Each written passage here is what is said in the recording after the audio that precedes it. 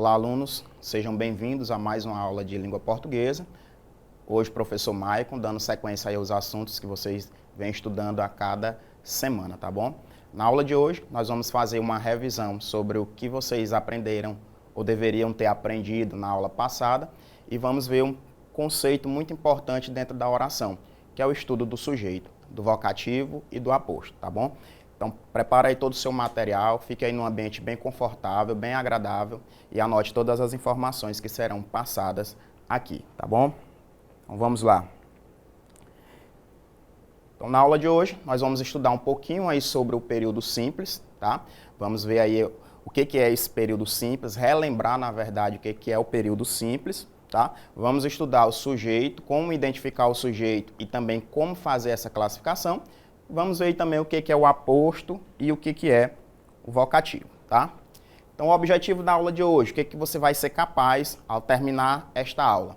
Você vai ser capaz de compreender o período simples e diferenciá-lo do período composto, tá bom? Isso você já sabe fazer muito bem, porque desde as primeiras aulas a gente vem falando sobre período simples e composto. Vamos aprender a identificar e classificar o sujeito dentro de uma oração. Vamos também aprender a diferenciar o aposto do vocativo e no final de tudo vamos fazer nossa atividade para ver se ficou tudo claro aí, ficou tudo perfeito, tá bom? Então na aula anterior, na aula passada, você viu sobre o que é morfologia, não é isso? Então o que foi morfologia? O que você aprendeu sobre isso? Então você aprendeu que morfologia é o estudo a respeito aí da estrutura, da formação e da classificação das palavras, tá? Então, quando a gente fala em análise morfológica, nós estamos falando sobre estrutura, formação e classificação das palavras.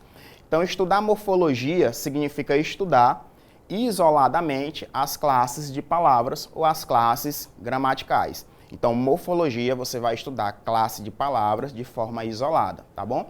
Que vai ser diferente da sintaxe. Enquanto a sintaxe ela vai tratar do estudo da função dessa palavra e dentro de uma oração. Então, a morfologia você estuda de forma isolada e a sintaxe você vai estudar dentro de um determinado contexto.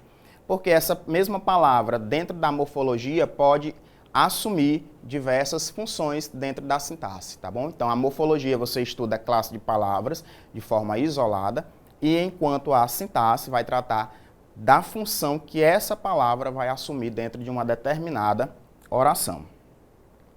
Então, quando a gente fala em classe de palavras, tá? Você tem que ter em mente essas 10 classificações.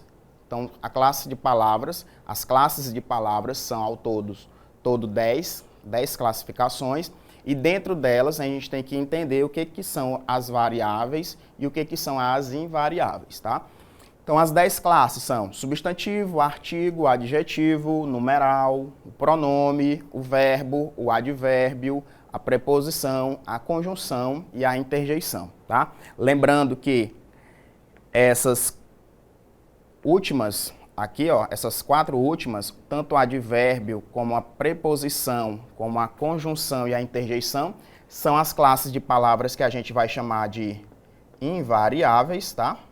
Que são aquelas que não vão sofrer nenhuma variação, nem de plural, tá? Não vão sofrer variações nenhuma. Elas não concordam com ninguém, digamos assim, porque elas são invariáveis, elas não variam. Enquanto as outras, as demais, a gente chama ela de variáveis. E aí você viu isso claramente na aula passada, não é verdade? Então as classes de palavras são 10. Substantivo, artigo, adjetivo, numeral, pronome e verbo, 6 classes variáveis e 4 classes invariáveis, advérbio, preposição, interjeição e conjunção. Para você não esquecer, fica muito fácil você fazer essa memorização aqui, ó, que as invariáveis, todas que terminam com são, pertencem à classe de invariáveis, aquelas que não vão variar, não vão sofrer alterações, tá bom? Então é muito importante, pessoal, você fazer essa análise, tá? De que são classes de palavras ou o que são classes morfológicas. Isso é muito cobrado nas nossas questões, tá? Vamos aí rever o que é um período simples. O que você lembra aí sobre período simples? Muito bem, aquele período que vai girar em torno de uma única oração. Então, se só tem uma oração, só vai aparecer um único verbo. Então, o período simples é o período enunciado com sentido completo, construído por uma ou mais orações, tá? Quando há apenas uma oração, ou seja, quando um verbo, ele vai ser chamado de período simples.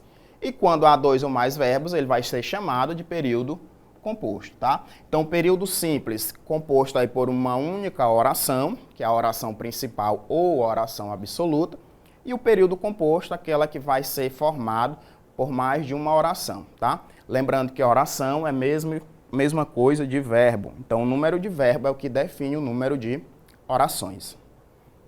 Vamos aí adiante. Observe alguns exemplos de períodos simples e compostos e veja a diferença entre eles. Vamos ver aqui as diferenças que existem entre o período simples e o período composto. Aí no nosso primeiro exemplo temos o seguinte: os dias de verão são muito quentes. Os dias de verão são muito quentes. Então eu notei que dentro desse período existe somente o verbo ser, tá? Só existe o verbo ser. Então se só tem um verbo, consequentemente, eu só vou ter uma oração e eu vou chamar essa oração de período simples. Beleza? Tranquilo, né? Então, uma oração, período simples. Então, se só tem uma oração, também só vai aparecer um verbo, tá? Então, a quantidade de verbo é que vai te dizer a quantidade de orações dentro do período. Acorda, Dona Maria, tá? Então, eu tenho o verbo aqui destacado, o verbo acordar, tá? Então, eu tenho o verbo acordar. Também só tem um verbo, consequentemente só vou ter uma oração, e essa oração eu vou chamar de período simples, tá? Então a quantidade de verbo, repetindo, é o número de orações. Então não sei quantos exercícios havia na prova. Ah, professor, agora que eu notei que eu tenho mais de um verbo. Eu tenho o verbo saber e eu tenho o verbo haver, tá? Dois verbos, duas orações, período composto, tá? Dois verbos, duas orações, período vai ser composto. Então vamos estudar hoje somente a análise do período simples, tá? Partindo aí do ponto sintaxe de sujeito, aposto e vocativo. E aqui foi só para você relembrar o que é o período simples e o que é o período composto. Então os períodos simples são aqueles constituídos por uma oração, ou seja, um enunciado com apenas um verbo e que vai ter um sentido completo. Então não adianta eu ter somente um enunciado com um único verbo e esse enunciado não fazer nenhum sentido. Então não posso dizer que aquilo ali é uma oração. Então a oração é uma oração que faz parte do período simples, vai ter uma única oração com sentido completo. Então nesse caso a gente chama essa oração de oração absoluta, aquela oração que só vai ter um sentido completo, tá bom? Então observe aqui os exemplos novamente. Viajarei sempre nas minhas férias de janeiro. Então eu tenho o verbo viajar. Só tem um verbo, uma única oração. Toda oração ela tem um sentido completo, então ela é uma oração também absoluta. Observe os pássaros nos galhos das árvores. Observe os pássaros nos galhos das árvores. Então aqui eu tenho somente o verbo observar. Um único verbo, uma única oração, período simples. A oração tem sentido completo, então também chamo de oração absoluta. Minha irmã vai agora ao aeroporto. Então eu tenho o verbo ir, tá? Tenho o verbo ir. Só tenho um verbo, novamente eu vou ter somente uma oração, período simples. A oração tem sentido completo, a oração também vai ser absoluta. Meu médico saiu de férias em agosto. Então eu tenho o verbo sair. Só tenho um verbo, uma única oração, período simples. O sentido da oração está completo, eu consigo entender perfeitamente. A oração também pode ser chamada de absoluta, tá bom? Então vamos ver aí a análise do período simples. Agora vamos partir para a análise sintática, tá? Vamos ver qual é a função que essas classes de palavras que você estudou na última aula vai exercer dentro de uma oração, dentro de um contexto, tá bom? Então a análise sintática ela tem como objetivo examinar a estrutura de um período e das orações que compõem um período. Mas para isso precisamos observar que temos 4 termos oracionais a serem estudados, tá? Então a gente tem que observar esses 4 termos aí oracionais. Quais são esses termos oracionais? São os termos essenciais, os termos integrantes, os termos acessórios e o aposto e o vocativo, tá bom?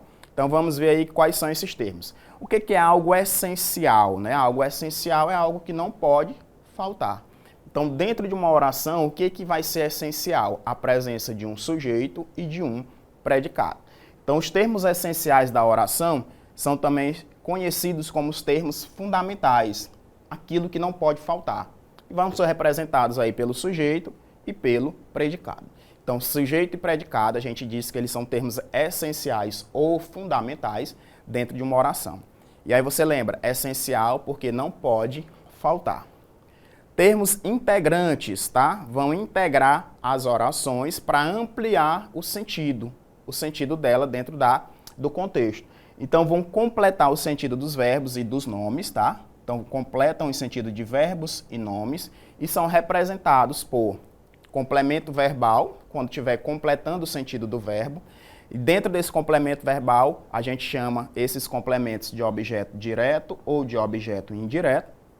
Os complementos nominais, obviamente, completando aí o sentido dos nomes, o agente da passiva. Então, os complementos verbais nominais e agente da passiva são termos integrantes que aumentam o sentido do meu enunciado, vão completar o sentido dentro do enunciado. Lembrando que os complementos vão ser direto ou indireto quando estiver completando o sentido do verbo, quando estiver completando o sentido do nome, complemento nominal, e o agente da passiva. Então, esses três elementos são os elementos integrantes, tá?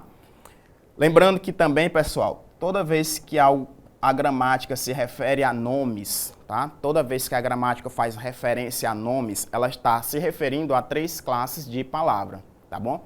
Substantivos, adjetivos e advérbios, tá bom? Então, esses são os nomes que a gramática considera.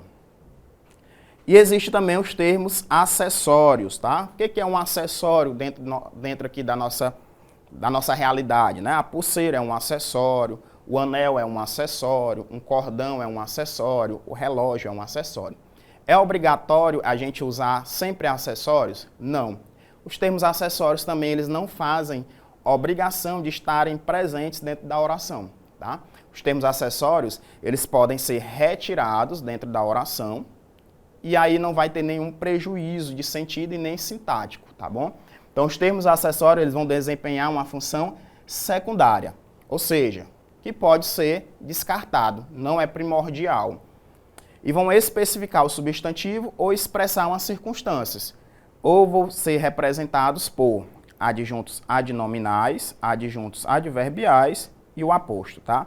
Então, os termos acessórios são os adjuntos adnominais, quando estiver ligado aí a nomes. Os adjuntos adverbiais vão ser representados pelos advérbios quando estiver fazendo referência a verbos ou outros advérbios. E o aposto, que nós vamos ver mais tarde o que é esse aposto. Então, analisando o período simples, nós vamos aprender, não somente hoje, na aula de hoje, né? Na aula de hoje nós vamos aprender apenas o sujeito, o aposto e o vocativo, mas nas próximas aulas vamos ver todos esses elementos aqui para a gente analisar o período simples. Sujeito, predicado, os complementos verbais, o complemento nominal, o agente da passiva, o adjunto adnominal e adverbial, o aposto e o vocativo, tá bom? Isso é uma observaçãozinha aqui para você, ó. O vocativo, em análise sintática, é um termo à parte, tá? É um termo que ele vai vir separado da oração. E ele não vai pertencer à estrutura da oração. Como assim, professor? Se ele não pertence à estrutura, eu posso retirar esse aposto, esse vocativo, no caso. Se ele não pertence à estrutura, ele pode ser retirado. E aí o prejuízo de sentido vai ser 0, tá bom? Então, o que é sujeito aí? Vamos aqui aprender agora o que é sujeito. Então, sujeito vai ser uma pessoa, né? Costumavam ensinar pra gente que sujeito é sempre uma pessoa. E a gente vai ver que, na verdade, nem sempre vai corresponder a uma pessoa. O sujeito pode ser qualquer elemento que vai praticar ou que vai sofrer, receber uma ação. E esse elemento pode ser uma pessoa, pode ser um animal, pode ser um objeto, tá? Pode ser uma cidade, enfim, pode ser qualquer elemento que pratica ou que sofre ou recebe uma ação. Então, o sujeito, a gente viu lá que é um dos termos essenciais da oração, assim ele é o termo sobre o qual declaramos algo. Então, o sujeito vai ser tudo aquilo sobre o que nós estamos declarando. Exemplo aí. A Celina está cansada de trabalhar. Então, nós estamos declarando algo aí sobre Celina, tá? Então, esse algo, esse sobre que nós estamos declarando, é que a gente vai chamar de sujeito. Então, Celina está cansada de trabalhar. A gente pergunta assim, ó, quem é que está cansada de trabalhar? A resposta é o meu sujeito, no caso aí a Celina, tá? Então, o sujeito ele também pode ser substituído por um dos pronomes pessoais do caso reto, tá? Aí você lembra aí quais são os pronomes pessoais do caso reto. A gente chama de pronome pessoal do caso reto justamente por eles desempenharem função de sujeito, tá? Então, somente os pronomes do caso reto podem desempenhar função de sujeito. Os pronomes de outros casos, tá? Não vão ter essa capacidade de desempenhar sintaticamente funções de sujeito. Então, ela está cansada de trabalhar. Quem é que está cansada de trabalhar? Ela. Então, eu posso trocar o meu sujeito por um pronome referente a essa pessoa, tá bom? Então, ela aqui é a mesma coisa, estou fazendo referência a Celina. Por fim, a palavra ou expressão que concorda com o verbo. Então, Celina está cansada de trabalhar. Então, quando a gente estiver estudando aí sobre concordância verbal, nós vamos ver que o verbo, ele obrigatoriamente deve concordar com o seu sujeito em número e pessoa. Celina é a terceira pessoa do singular. Então, se Celina é a terceira pessoa do singular, o meu verbo tem que aparecer também na mesma pessoa e no mesmo número. Terceira pessoa do singular, tá? Então, o sujeito é a expressão, é a palavra que também vai concordar com o verbo. Beleza? Tranquilo? Então vamos aí como é que esse sujeito ele pode ser classificado. O sujeito, dependendo aí da sua classificação, ele pode ser simples, pode ser um sujeito simples, pode ser um sujeito composto, pode ser um sujeito implícito, pode ser um sujeito indeterminado e pode ser um sujeito inexistente, tá? Então o sujeito ele pode ser simples, ele pode ser composto, ele pode ser implícito, ele pode ser indeterminado e ele pode ser inexistente.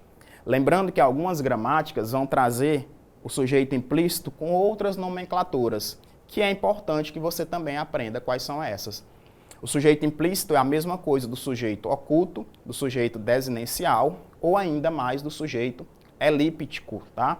Então esse sujeito implícito ele pode receber outras denominações.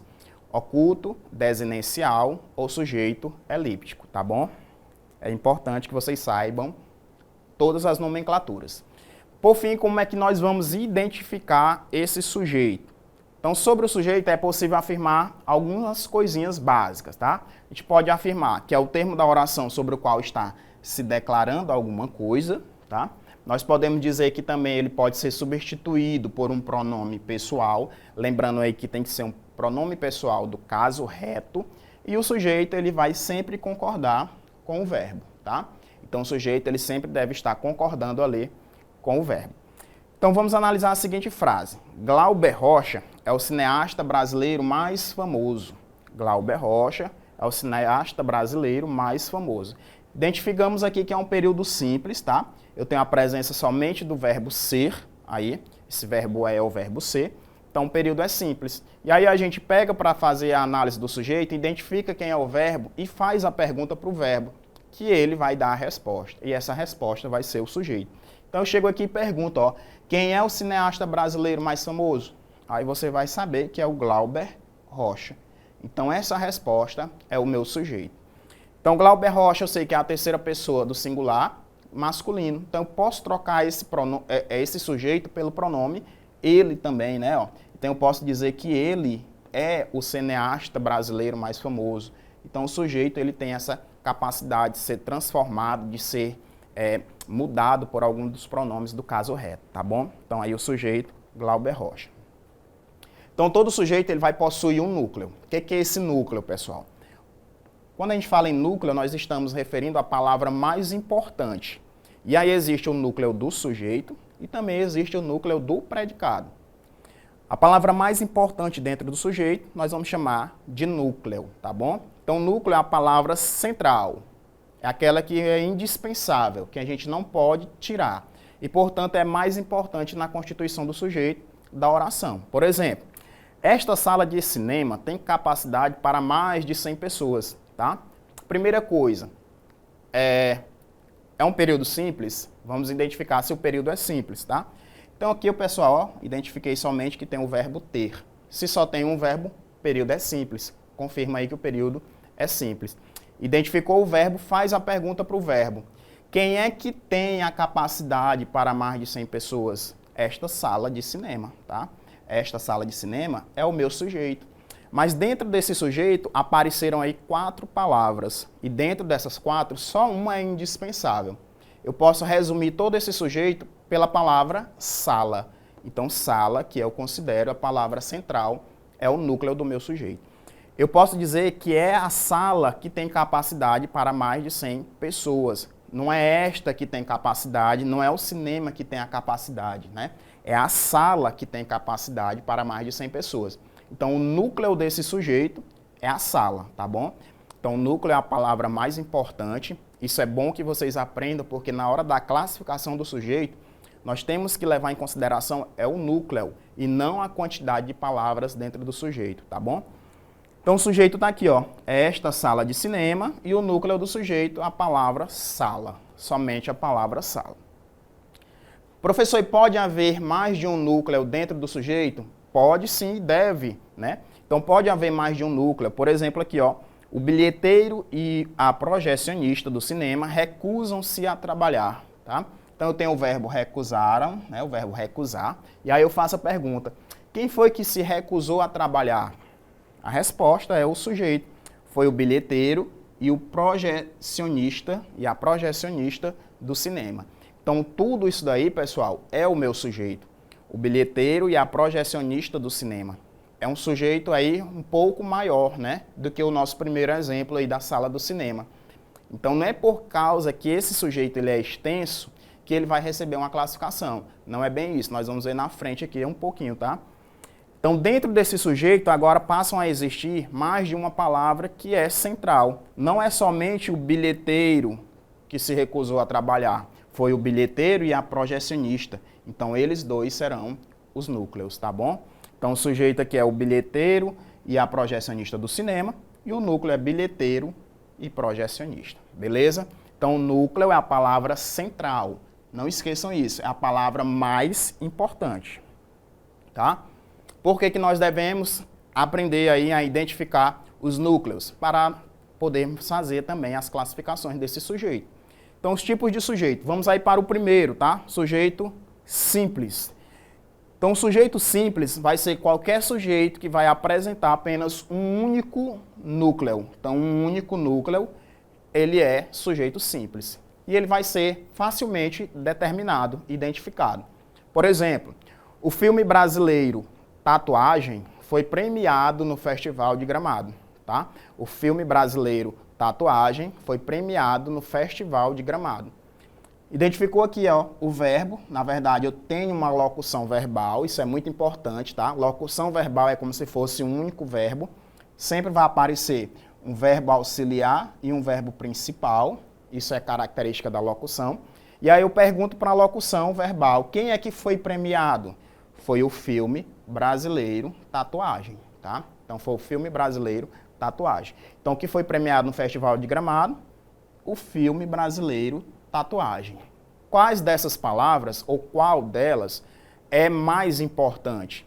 Tudo se resume aqui, pessoal, em torno do filme. Foi o filme que foi premiado, tá? Se ele é brasileiro e se o nome dele é Tatuagem, isso aí são informações acessórias, tá? São informações complementares. Então, elas não são obrigatoriamente para aparecerem dentro do sujeito. O que é mais importante de todas as palavras é o filme. O filme foi premiado, tá bom? Então, eu só tenho um núcleo. O núcleo aí, no caso, é filme. O sujeito vai ser simples. Então, o que caracteriza o sujeito simples é a quantidade de núcleo. Aparecer um único núcleo, sujeito simples. Então, atenção, além dos substantivos que podem ser comuns e próprios, pronomes também podem exercer função de sujeito na oração. Por que a gente fala isso? Porque alguns alunos ficam perguntando assim, ó, Ninguém sabia o que fazer naquela situação. Ah, ninguém não existe, não é nenhuma pessoa, não é nenhum objeto, não é nenhum animal. Então não é sujeito. Se é ninguém, então ninguém praticou a ação ou sofreu uma ação. Mas não é bem isso, tá? O sujeito indefinido como alguém, ninguém, nenhum, tá? Eles podem sim desempenhar a função de sujeito. Então ninguém sabia o que fazer naquela situação. Quem era que não sabia o que fazer naquela situação? Aí a resposta é o sujeito. Ninguém, tá? Então ninguém é o sujeito. E como só tem a própria palavra como sujeito, ela também vai ser o núcleo. Então se só tem um núcleo, o sujeito vai ser simples, tá bom? Então os pronomes indefinidos, eles também podem ser sujeito. Então a gente viu aí que sujeito simples, um único núcleo. Vamos agora para o 2, o sujeito composto, tá? Então o sujeito composto, quando o verbo principal de uma frase faz referência a 2 ou mais núcleos. Então, sujeito simples, um único núcleo. O sujeito composto vão fazer referência a 2 ou mais, tá? 2, 3, 4, 10, enfim. Então, nós vamos ter um sujeito composto.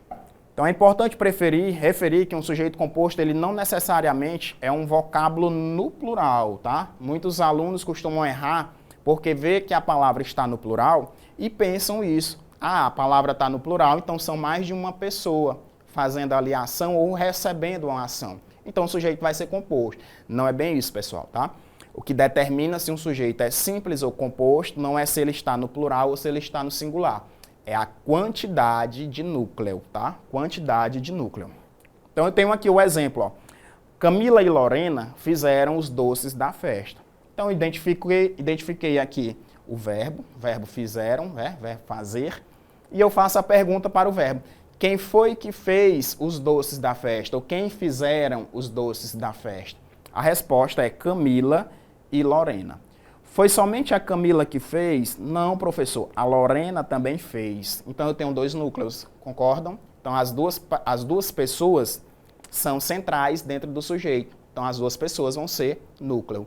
Se eu tenho mais de um núcleo, no caso aqui eu tenho 2 núcleos, o sujeito ele é composto, beleza? Próximo exemplo. A professora e os alunos ensaiaram para a festa da escola. Identificou o verbo ensaiar, e aí eu pergunto para o verbo e ele vai dizer quem é a resposta. Então essa resposta vai ser o sujeito. Quem foi que ensaiou para a festa da escola? Ou quem ensaiaram para a festa da escola? Foi a professora e os alunos, tá? Foi somente a professora que ensaiou? Não, professor. Alunos também ensaiaram, tá? Então as 2 palavras são importantes, as 2 palavras são classificadas como núcleo, então o sujeito aí vai ser composto, tá? Então sujeito composto, mais de um núcleo, né? 2 ou mais núcleos. Sujeito oculto, sujeito desinencial, ou sujeito implícito, ou ainda mais sujeito elíptico, faz a mesma coisa, tá, pessoal? Tudo aí é o mesmo sujeito. Ele é oculto por quê? Porque ele está escondido.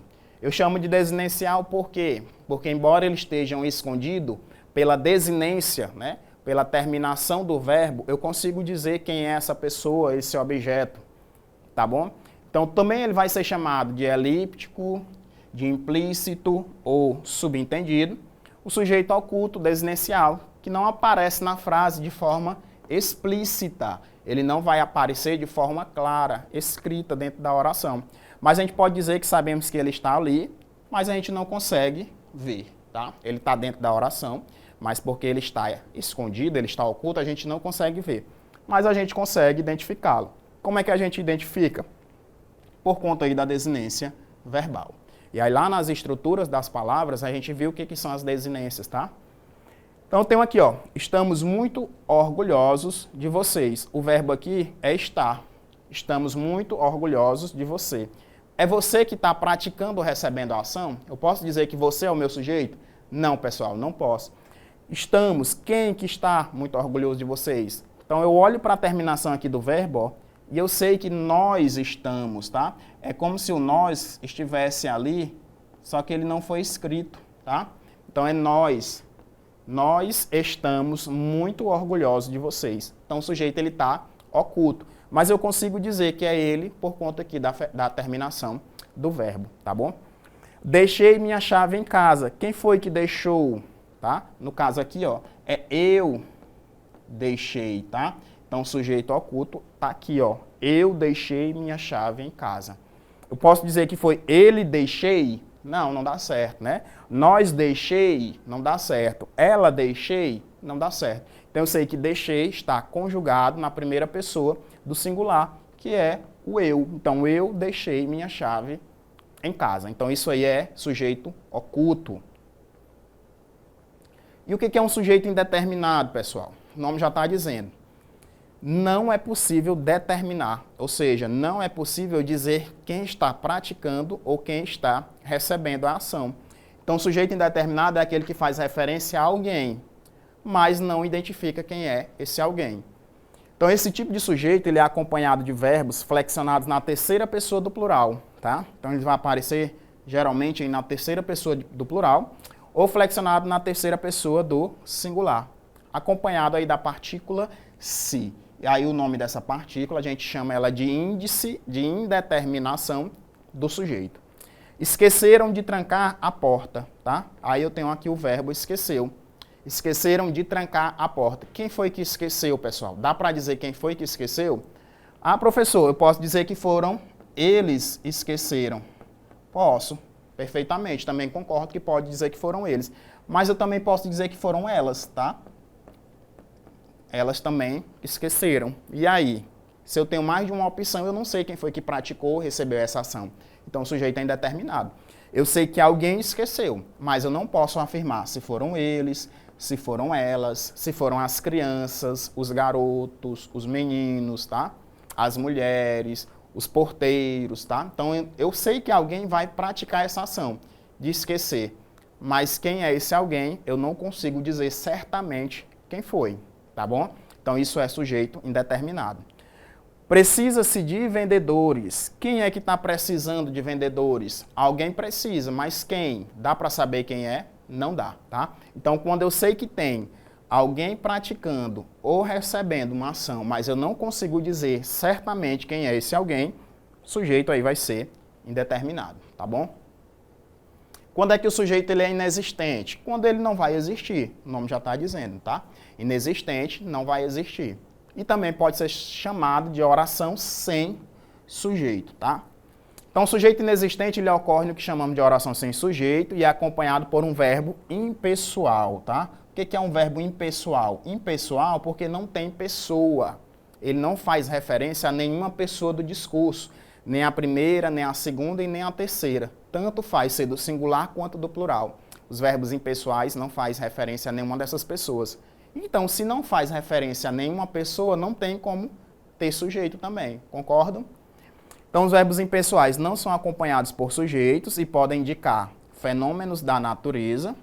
Tenho aí o verbo chover, nevar, fazer frio, fazer calor e etc.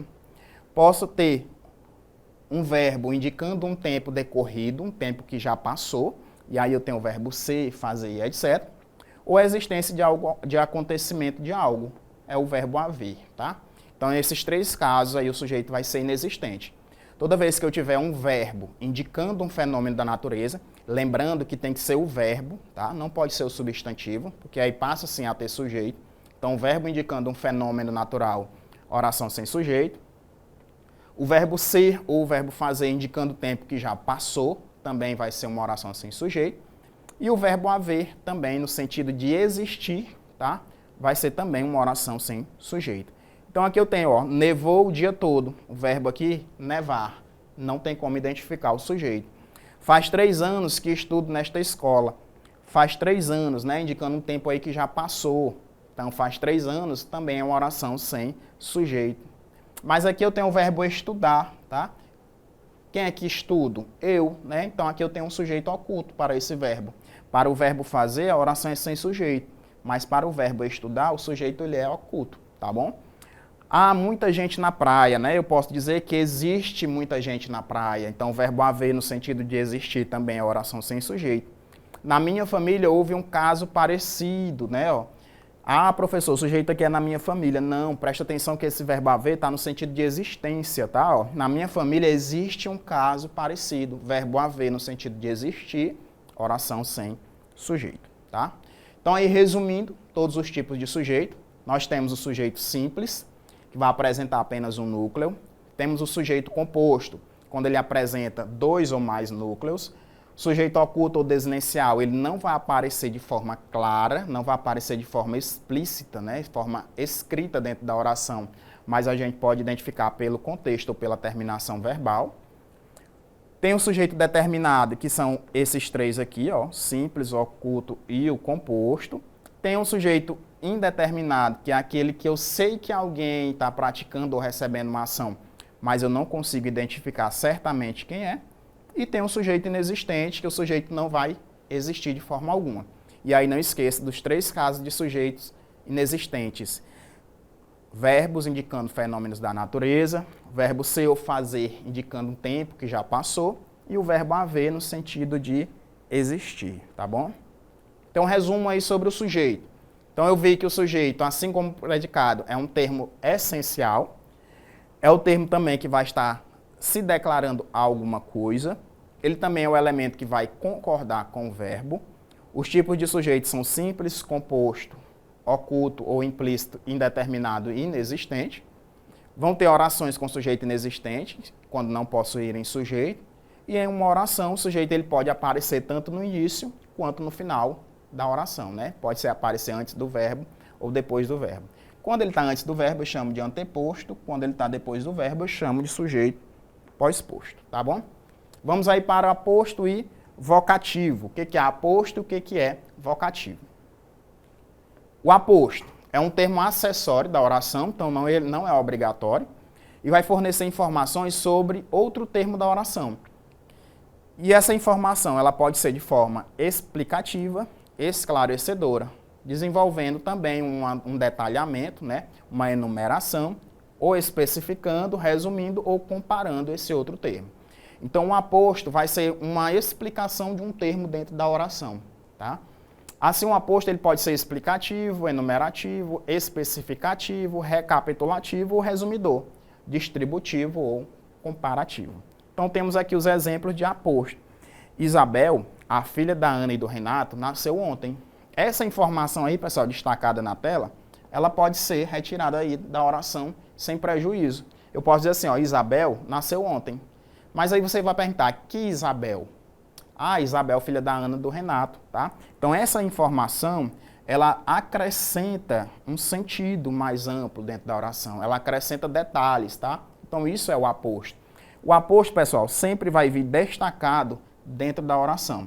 Geralmente entre vírgulas, entre travessões, entre 2 pontos, tá bom?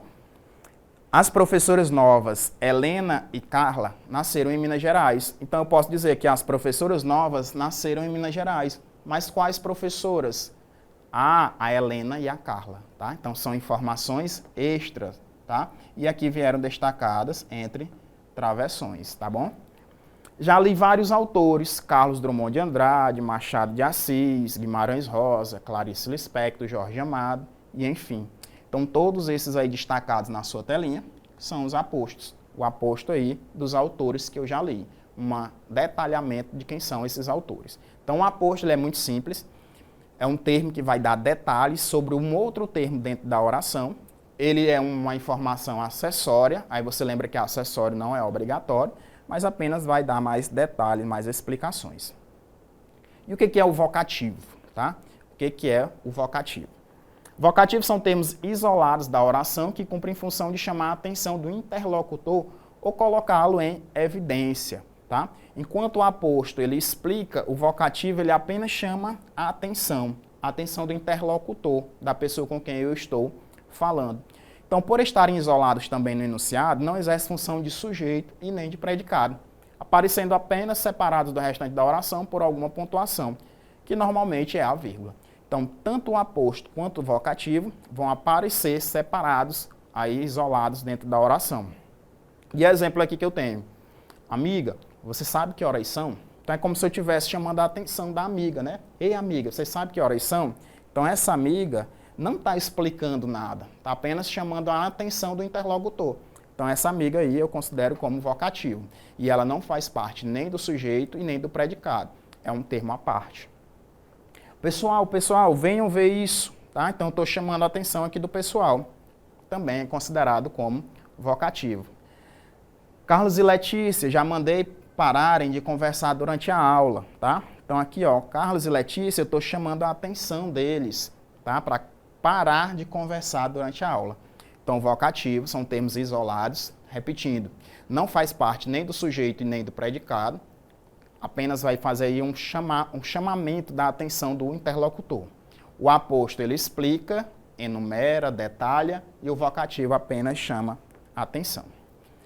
Então, vamos aí ver na prática a diferença entre vocativo e o aposto, tá? O vocativo, a gente sabe que já é um elemento isolado da oração, importante, independente, servindo para chamar a atenção do interlocutor. O aposto, ele vai ser um termo ligado a outro elemento da oração, que vai servir para explicar, determinar, especificar o elemento ao qual ele está ligado. Exemplo aqui, ó. Elis Regina, cantora brasileira, é um grande ícone da música popular brasileira. Então, eu tenho aqui destacado, ó, cantora brasileira. E aí, na opinião de vocês, cantora brasileira é um chamamento de atenção ou é um detalhamento de quem é Elis Regina? Tá? É um aposto ou é um vocativo? Se for para chamar a atenção, é vocativo. Se for uma explicação, é aposto. Então, cantora brasileira é um detalhe de quem é Elis Regina. Então, isso aqui é um aposto, tá? É um aposto explicativo. Então, acima o termo entre vírgula especifica o sujeito Elis Regina. Por isso, é um aposto do tipo explicativo, tá bom? Por favor, Elis, ensine-me a cantar como você. Então, aqui agora eu estou chamando a atenção da Elis, né? Elis, me ensine a cantar como você. Então, nesse caso aqui, Elis está fazendo um apelo e está configurando aí como um vocativo. Então, o aposto explica, o vocativo chama apenas atenção. Então, essa foi nossa aula de hoje. Vamos agora partir aqui para as nossas questões, tá? Vamos aí para a primeira questão do seu material. A primeira é bem básica, tá? Você vai apenas assinalar a alternativa que apresenta aí um termo vocativo. O vocativo é o termo que vai chamar a atenção, vai invocar, tá? A atenção de alguém. João, Natália e Gabriela são melhores amigos, tá? Então aqui, ó, João, Natália e Gabriela é o sujeito da oração, tá? Então eu não tenho um aposto e nem tenho um vocativo aqui. Encontramos a sua namorada ontem, a Denise. Aqui eu já vi, ó, que tem um termo isolado e que ele pode ser retirado da oração. Eu argumentei, Otávio, mas ele não quis me ouvir. E a letra D, Chico Buarque, meu cantor preferido, também é escritor. Então aqui na letra C eu tenho o Otávio destacado, na letra D eu tenho o meu cantor preferido, tá? E na letra E, temos mesmo que ir, mamãe não espera, tá?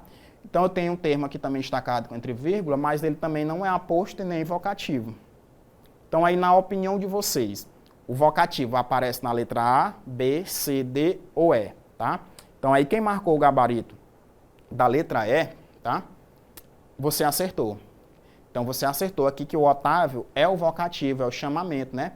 Eu argumentei, Otávio, mas ele não quis me ouvir. Então ele está falando ali, chamando a atenção do Otávio, tá? A Denise é a namorada dele, do cara lá. Então não é um chamamento, é uma explicação. Meu cantor preferido é uma explicação de quem é também Chico Buarque. Então isso aí não é vocativo, é aposto. E temos mesmo que ir embora, não aparece nem vocativo e nem aposto. Então a alternativa correta aí da letra da primeira questão, letrinha C, tá bom? Questão de número 2. Em qual alternativa a vírgula não é usada para separar o vocativo? Então, a utilização da vírgula não é para separar o vocativo. Vamos ver aí. Aproveitem a promoção. Estou vendendo, gente. E aqui eu tenho uma vírgula. Quero saber aí se é para separar ou não o vocativo. Tivemos algum retorno, pessoal?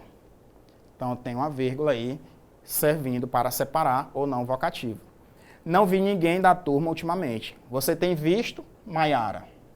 Então, aqui eu tenho uma vírgula separando ali o termo Maiara. Escute, Raul. Tem uma vírgula aqui separando o termo Raul. Mas ainda há muitos peixes no mar, certo? Tem uma vírgula separando o termo certo. Então, dessas 5 alternativas, né? Gente, pessoal, Maiara e Raul, vocês notam que está sendo chamada a atenção desses povos, né? da gente, do pessoal, da Maiara e do Raul. E a única que não faz essa referência a um chamamento é a letra E, né? Então, a alternativa correta aí, essa vírgula ela não está separando o vocativo, não está separando o elemento vocativo. Então, a alternativa da questão número 2 é a letra E. Texto 1 aí para responder as questões 3 e 4. Então, vamos ver aí. Na Serra da Barriga, em sua encosta oriental, viveram 67 anos os negros livres dos palmares. Tinham fugido de várias fazendas, engenhos, cidades e vilas, reunindo-se, agrupando-se de redor dos chefes, fundando uma administração, um estado autônomo, defendido pelos guerreiros que eram, nas horas de paz, plantadores de roças e criadores de gado. Elegiam vitaliciamente um zumbi, o senhor da força militar e da lei tradicional. Não havia ricos, nem pobres, nem furtos e nem injustiças. A questão aí do Instituto Federal aqui do Maranhão, no ano de 2020, tá? Então, considerando a forma verbal havia em não havia ricos, é possível dizer, segundo a norma padrão, tá? Vamos fazer aqui em relação à análise de acordo com a norma padrão, que a concordância verbal está correta, já que o verbo haver ele é impessoal, tá? Então, havia ricos, né? A gente vê que a palavra ricos está no plural e o verbo haver está no singular. E aí ele está dizendo que a concordância está correta porque o verbo haver ele é impessoal. B. A forma verbal havia deve ir para o plural, haviam, a fim de concordar com ricos, que é o sujeito da frase. Letra C. Conforme a variedade padrão, a forma verbal havia deve obrigatoriamente ser substituída pela forma verbal tinha. O sujeito da forma verbal havia está implícito, ou seja, oculto, desinencial, o que justifica o uso no singular, e o verbo haver no sentido de existir, quando antecedido de uma partícula de negação, vai ficar no singular. Então, qual é a alternativa mais correta aí em relação à nossa pergunta, né? Considerando a forma verbal havia e não havia ricos, é possível dizer que a concordância está correta, já que o verbo haver é impessoal. Essa alternativa está correta sim, pessoal, tá? O verbo haver, no sentido de existir, ele vai ser impessoal, então ele vai sempre ter que aparecer no singular, na terceira pessoa do singular, porque ele não tem pessoa para concordar com ele. E uma das regras de concordância verbal é essa, tá? B, a forma verbal deve ir para o plural haviam? Não, tá? O verbo haver, no sentido de existir, ele não fica no plural. Letra C, conforme a variedade padrão, a forma verbal tinha deve obrigatoriamente. Não, não é obrigado fazer essa troca, tá? Então essa palavra aí deixou a alternativa errada. O sujeito da forma havia está implícito, que justifica o uso do singular. Isso não existe, não é porque o sujeito é oculto que eu vou sempre utilizar o verbo no singular. Isso não existe.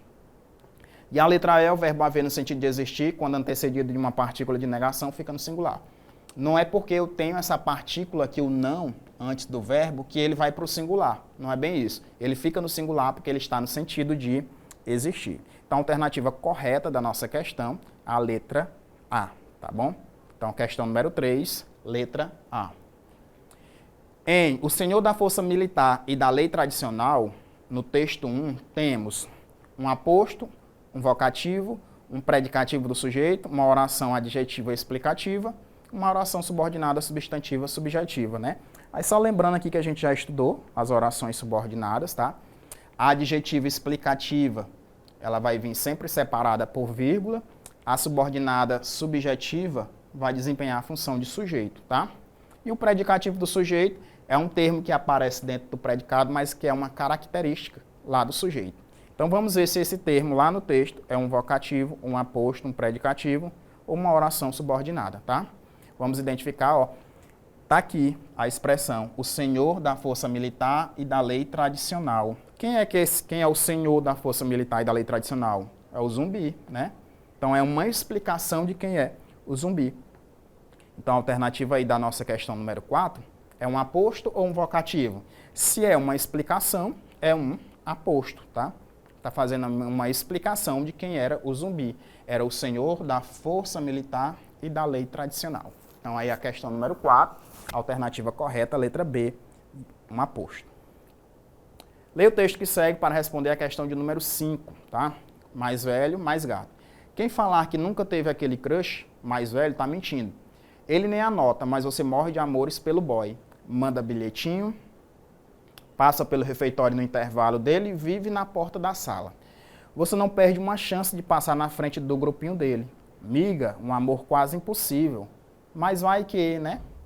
Então, na questão número 5 diz o seguinte: em miga, um amor quase impossível, miga vai assumir, desempenhar a função de adjunto adverbial, adjunto adnominal, de um predicativo, de um aposto ou de um vocativo. Então, observe que aqui ele está fazendo uma invocação. Miga, um amor quase impossível, né? Então, está fazendo aí chamando a atenção da pessoa com quem ela está falando, da amiga que ela está falando. Então, isso aí é um vocativo, tá? Tá fazendo uma invocação. Então, aí a alternativa, letra E, da questão de número 5, tá bom? Vamos aí para a nossa questão de número 6. Tem o texto 3 para responder a questão. É um texto aí mais ou menos grande, tá? Não vamos ler para não perder nosso tempo. Então, vamos aí direto para a nossa pergunta. O sujeito da oração a que pertence foi devidamente destacado na seguinte alternativa. Então, você vai identificar a alternativa em que o sujeito está corretamente destacado. Então, na letra A diz a seguinte: pegue um livro qualquer. Está dizendo que um livro qualquer é o sujeito do verbo pegar, né? B, provavelmente o protagonista será um animal e não um ser humano. Está dizendo aí que um animal é o sujeito do verbo ser. D, letra C. Desde uma lagarta faminta até grandes baleias jubarte, as crianças parecem universalmente fascinadas pelos animais. Está dizendo que essa expressão destacada é o sujeito do verbo parecer. Mas quem é que parece? A gente sabe que é as crianças. Então, o sujeito não é esse termo aí que está destacado, né?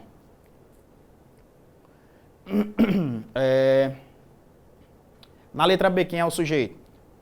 O protagonista será um animal e não um ser humano. Quem é que não será um animal e não um ser humano? O protagonista, que é o sujeito, e não o animal. Na letra D, eles podem ajudar os casais a consolidar seu relacionamento. Quem é que pode ajudar? Eles, e não os casais, é o sujeito. Para muitas pessoas, os animais de estimação são membros da família muito querido que oferecem apoio em muitas etapas da vida. Quem que são os membros da família muito queridos? Os animais de estimação. Então, a gente já encontrou aí nossa alternativa correta. Letra E, o sujeito aí, os animais de estimação, está corretamente destacado. Questão número 7. 7 e 8, vou precisar aí do texto 4, tá? Para a gente responder. Vamos ver direto o que as questões querem, para a gente saber se precisa voltar ao texto ou não. Assinale a alternativa que apresente a função sintática exercida pelos termos em destaque no período. O juiz responsável pelo processo questionou as condutas ativas ou omissas que cada um dos acusados teria desenvolvido e contribuído à realização do resultado lesivo, segundo a decisão com 236 páginas, tá? Então aqui, ó, você observa que está falando sobre função sintática. Então vamos ver qual é a função que esse termo desempenha dentro da oração. Então o termo destacado é o juiz responsável pelo processo, tá? Vamos identificar aqui quem é o verbo da oração. O verbo aqui é o questionou. E aí a gente pergunta, quem foi que questionou as condutas? Quem questionou as condutas, pessoal, foi o juiz responsável pelo processo. Então a gente sabe que quando eu pergunto para o verbo e ele me dá a resposta, essa resposta ele é o sujeito. Então a alternativa que responde a minha questão é a letra C. Aí é o sujeito, a função sintática de sujeito. Questão número 8. Em 30 de novembro de 2020, assim que vi a causa da morte, disse que era homicídio. Lutei por muito tempo. Os sujeitos das orações verbais são classificados como, né? Então, os sujeitos, deve aparecer mais de um. Então, em 30 de novembro de 2020, assim que vi a causa da morte, disse que era homicídio. Identifica aí quem são as formas verbais. Então, eu tenho o verbo ver e tenho o verbo dizer. Assim que vi. Quem que viu? Assim que eu vi. Eu vi. Disse que era homicídio. Quem foi que disse? Eu disse. Então, eu é tanto o sujeito do verbo ver, como é sujeito também do verbo dizer. Agora, eu pergunto para vocês, esse verbo, ele apareceu escrito na oração? Ele está de forma explícita? Não, ele não apareceu. Ele está oculto, ele está escondido. Então, quando o sujeito ele não aparece, tá? Ele é indeterminado, ele é composto, ele é simples, ele é desinencial, ele é inexistente, tá? Então, eu identifiquei o sujeito aqui, ó, pela terminação do verbo, tá? Pelas desinências verbais, então eu digo que esse sujeito ele é desinencial, tá bom? Então, por isso que é muito importante você aprender as nomenclaturas do sujeito oculto, porque ó, nessa questão, por exemplo, ele trouxe o nome desinencial, não oculto, tá bom? Então aí o sujeito ele é desinencial. Vamos aí para a nossa questão de número 9, tá acabando aí por hoje, tá? Logo após aí a aula de matemática, né? Então, analise as sentenças e em seguida assinale a alternativa correta. Então, vamos analisar as 5 sentenças e ver quais são as corretas. Então, o sujeito composto é aquele que apresenta substantivos no plural. Isso está correto, pessoal, ou isso é falso, tá? Sujeito composto não é aquele que apresenta no plural, é aquele que vai apresentar 2 ou mais núcleos, tá? Então, a sentença número 1 já é eliminada. Então, eu já posso descartar a letra C e letra D. No item 2, na sentença 2, há 3 formas de indeterminar o sujeito, flexionando o verbo na terceira pessoa do plural, utilizando o pronome se com o verbo na terceira pessoa do singular, ou utilizando o verbo no infinitivo impessoal. Se você tiver dúvida nessa afirmação, analisem as outras para ver se eu posso eliminar, tá? 3. O sujeito oculto é um sujeito determinado, porque mesmo que não esteja expresso na oração, ele pode ser facilmente identificado. Sim, né? O sujeito oculto, embora ele não apareça na oração, eu posso identificar quem é. Então eu sei que a 3, ela é correta, né? Então a 3 aparece aqui na A, na B e na E. Então não dá para eliminar mais nenhum. Vamos aí para a sentença 4. O sujeito indeterminado também é chamado de sujeito inexistente. Não, pessoal, né? Sujeito indeterminado é aquele que eu sei que alguém vai praticar ou receber uma ação, mas eu não consigo dizer. E o sujeito inexistente não vai existir de forma alguma, tá? Então a 4 é falsa. Então eu posso eliminar aqui a letra B e posso eliminar a letra E. Opa, sobrou aí apenas a alternativa A. Viu como é fácil aqui por eliminação? Então eu sei que a 2 é certa, né? Se eu tivesse em dúvida, eu sei agora que a 2 ela é correta. Então, na 5, nas orações sem sujeito estão presentes chamados verbos impessoais. Sim, né? Falei que quando ele é impessoal, ele não vai fazer referência a nenhuma pessoa. Então, se ele não tem pessoa, consequentemente, também não tem sujeito. Então, a alternativa correta, realmente, aí da questão 9, é a letra A. Bem facinho, né? Esse tipo de questão aí. E a nossa última aqui, para encerrar, leia a tirinha e resolva a questão. A tirinha diz o seguinte: colocaram uma cesta com gatinhos na minha porta. Eles sabem que eu não resisto. Adoro cestas, né? E aí ele descartou os gatinhos e ficaram somente com as cestas, tá? Então, na questão 10 diz o seguinte: o tipo de sujeito da oração da primeira fala do personagem, então a primeira fala está aqui no primeiro balão, ele é desinencial ou oculto, indeterminado, simples, composto ou inexistente. Vamos ver aí. Colocaram uma cesta com gatinhos na minha porta. Eu sei que alguém colocou, mas dá para saber quem foi que colocou? Eles colocaram, elas colocaram, né? Posso dizer que as crianças colocaram. Então eu sei que alguém colocou, mas eu não consigo determinar quem foi essa pessoa. Então o sujeito ele é indeterminado, tá? Eu sei que alguém colocou, mas eu não consigo dizer claramente quem é essa pessoa. E aí nós terminamos nossa aula por hoje, pessoal, tá? Um forte abraço e até a nossa próxima aula.